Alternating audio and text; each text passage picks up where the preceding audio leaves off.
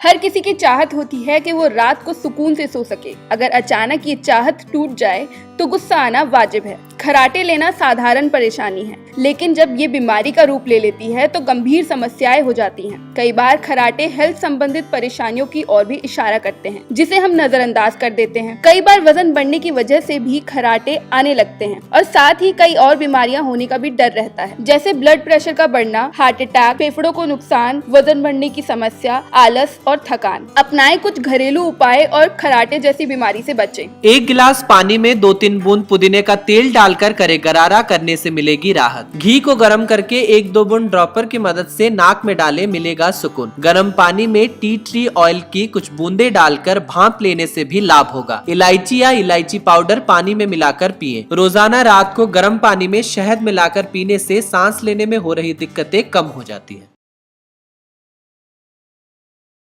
NBC के और video देखने के लिए सब्सक्राइब करें और बेल आइकन पर क्लिक करें।